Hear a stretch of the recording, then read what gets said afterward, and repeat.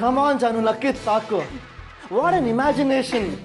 ನಾನು ನಿಮ್ಮವನ ಜೊತೆ ಡ್ಯಾನ್ಸ್ ಮಾಡೋದ್ನ, oh my God, that is unbelievable.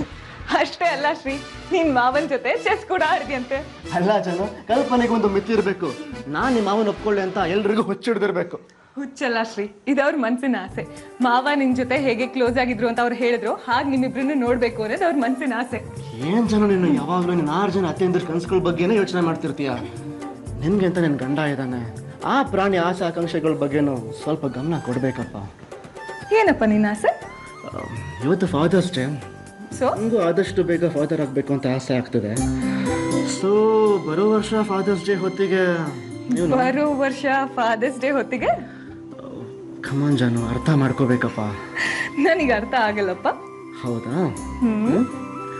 ಅರ್ಥ ಮಾಡಿಸ್ತೀನಿ. ನಾನು ಹೇಳಿದ್ದೀನಿ.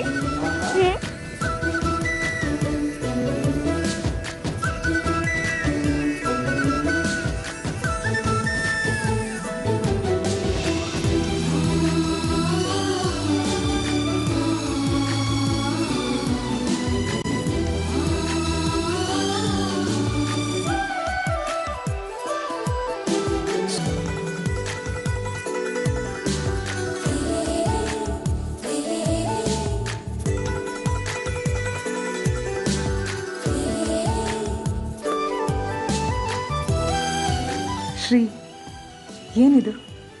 ಹೊತ್ತು ಗೊತ್ತು ಅನ್ನೋದೇನೂ ಇಲ್ವಾ? ಅದೆಲ್ಲ ನೋಡ್ತಾ ಕೂತ್ರೆ ಅಪ್ಪ ಅಮ್ಮ ಆಗೋಕ್ಕೂ ಮುಂಚೆ ಅಜ್ಜ ಅಜ್ಜಿ ಆಗ್ಬಿಡ್ತೀವಿ.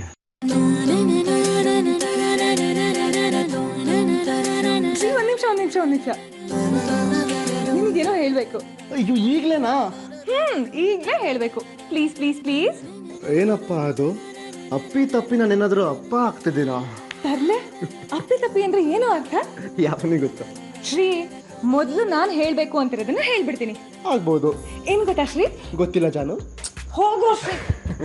ಸಾರಿ ಜಾನು, ಹೇಳಮ್ಮ. ಇವತ್ತು ಫಾದರ್ಸ್ ಡೇ ಸೆಲೆಬ್ರೇಟ್ ಮಾಡಕ್ಕೆ ನೀನು ಮಾವನ್ನ ನಿನ್ ಸ್ಕೂಲಿಗೆ ಕರ್ಕೊಂಡು ಹೋಗಿದ್ಯಾ. ಅದಕ್ಕೆ ಮಾವನು ಖುಷ್, ಅತ್ತೆನೂ ಖುಷ್. ಈ ಖುಷಿನ ಜಾಸ್ತಿ ಮಾಡಕ್ಕೆ ಇವತ್ತಿನ ದಿನನ ಸ್ಪೆಷಲ್ ಆಗಿ ಸೆಲೆಬ್ರೇಟ್ ಮಾಡ್ಬೇಕು ಅನ್ಕೊಂಡಿದೀವಿ. ಸ್ಪೆಷಲ್ ಆಗಿ ಅಂದ್ರೆ ಇವತ್ತು ರಾತ್ರಿ ನಮ್ಮ ಮನೇಲಿ ಡಿನ್ನರ್ ಪಾರ್ಟಿ. ಡಿನ್ನರ್? ಆ ಪಾರ್ಟಿಗೆ ನೀನು ಮಾವ ಕಂಪಲ್ಸರಿ ಬರ್ಲೇಬೇಕು. ಮಾವನೇ ಚೀಫ್ ಗೆಸ್ಟ್. ಪಾರ್ಟಿ 8 ಗಂಟೆಗೆ ಶುರು ಆಗುತ್ತೆ. ಅದಕ್ಕೆ ಅವ್ರು ಒಪ್ಪಿದಾರ? ನಾವ್ ಯಾರು ಇನ್ನು ಮಾವನಿಗೇನು ಹೇಳಿಲ್ಲ.